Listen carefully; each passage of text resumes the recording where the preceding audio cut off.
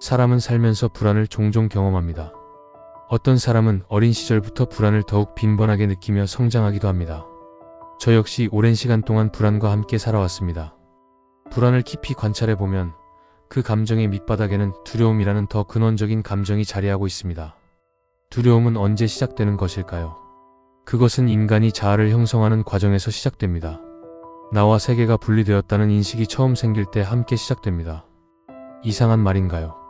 나와 세계가 분리된 것은 당연한 것처럼 보이는데 말이죠.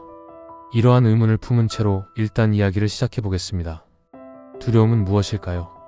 두려움은 단순한 감정이 아니라 우리가 경험하는 모든 부정적인 감정의 근원입니다. 다음과 같은 감정들은 모두 두려움에서 파생됩니다. 불안, 아직 오지 않은 부정적 미래에 대한 두려움, 공포, 즉각적인 생존의 위협을 느끼는 강한 두려움, 열등감, 내가 부족할 것이라는 두려움, 우월감, 남들보다 못나게 비춰지는 자신에 대한 두려움, 자만심, 불안한 자아를 방어하기 위한 위장된 확신, 초조함, 변화에 대한 통제력을 잃을 것 같은 두려움, 죄책감, 도덕적 기준에서 벗어났다는 두려움, 수치심, 타인의 평가 속에서 자신이 인정받지 못할 것 같은 두려움, 분노, 자신의 영역이나 존재성이 훼손되는 두려움에 대한 강한 반작용, 피해, 상실에 대한 두려움. 이처럼 두려움은 다양한 형태로 변형되어 우리의 감정을 지배합니다. 그런데 두려움의 원인은 무엇인가요? 두려움이라는 감정은 나는 세계와 분리된 하나의 독립적인 객체이다 라는 생각에서 비롯됩니다. 이해를 돕기 위해 하나의 비유를 들어보겠습니다. 내가 만든 하나의 게임 속 캐릭터가 있다고 가정해봅시다. 이 캐릭터는 가상의 3차원 세계에서 살아갑니다. 너무나 몰두한 나머지 게임은 너무나 현실처럼 느껴집니다. 좀비와 괴물들이 그를 쫓아오고 그는 도망칩니다. 위험을 느끼고 공포를 경험하며 아끼는 친구를 잃고 깊은 슬픔에 빠지기도 합니다. 그는 이 게임이 너무 현실 같아서 자신의 슬픔과 두려움이 실제라고 믿습니다. 갑자기 게임의 전원이 꺼지고 중단되었습니다. 그 순간 나는 깨닫습니다. 그 캐릭터는 정말 내가 맞나? 내가 도망치던 괴물들은 무엇이었나? 게임이 끝나고 나니 게임 속 캐릭터인 나도, 나를 쫓아오던 괴물도, 나와 생사고락을 같이 하던 내 친구도 모두 같은 하나의 게임이었음을 알게 됩니다. 이제 우리는 이 비유를 현실에 적용해 볼 수 있습니다. 우리의 삶도 이와 다르지 않습니다. 붓다의 가르침, 제법무아. 붓다는 삶의 본질을 무아의 가르침을 통해 설명합니다. 무아는 흔히 내가 없다라고 해석되지만 더 정확한 의미는 나라고 할 만한 것이 없다입니다. 그리고 이것이 의미하는 바는 곧 내가 아니라고 할 만한 것도 없다는 것입니다. 잘 생각해보면 이것은 매우 놀라운 발견입니다. 이 세상은 온통 나와 내가 아닌 것으로 가득 차 있다고 느껴지지만 실상 나라고 할 만한 것도 없고 내가 아니라고 할 만한 것도 없다는 것입니다. 즉 나와 타인, 나와 세계라는 구분 자체가 환영이며 모든 것은 하나의 마음이라는 것입니다.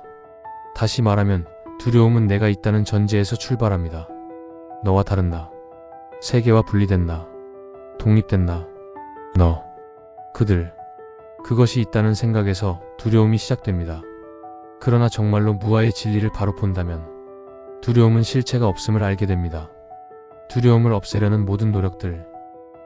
없애려는 모든 노력은 결국 그것의 실체를 인정하는 것입니다. 실체가 없는 것에 실체를 부여하는 힘은 바로 그것에 저항하는 것입니다. 불안을 없애려 하는 모든 시도는 결국 불안을 인정하는 것과 같습니다. 또 하나 예를 들어보겠습니다. 가상현실 속에서 어떤 미친 사람이 나를 절벽에서 밀어 떨어뜨리려고 합니다. 가상현실이라는 사실을 모르는 나는 그를 피해 도망치거나 숨거나 싸울 것입니다. 그 이유는 내가 절벽에서 떨어지면 죽을 수도 있다라고 생각하기 때문입니다.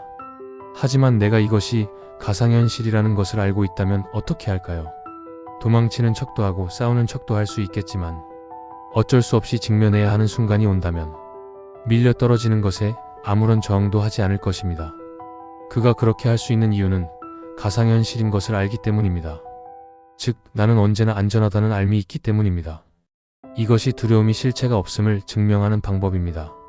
저명한 정신과 의사이자 작가, 강연자인 데이비드 호킨스 박사는 그의 책 놓아버림을 통해 부정적인 감정에서 벗어나는 가장 확실한 방법은 그것에 저항하지 않는 것이라고 말합니다.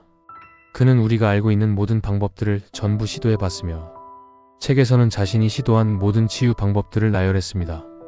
하지만 그 모든 방법들은 결국 불안과 두려움을 제거하려는 시도들이었습니다. 불안을 극복하는 방법들은 불안을 없애기 위해 노력합니다. 그러나 불안을 없애려는 노력 자체가 오히려 불안을 강화시킵니다. 실체가 없는 것에 실체의 힘을 부여하는 행위이기 때문입니다. 불안이 실체가 없음을 가장 확실하게 증명하는 방법은 그것을 없애려는 노력을 포기하는 것입니다. 즉, 저항을 완전히 포기하는 것입니다.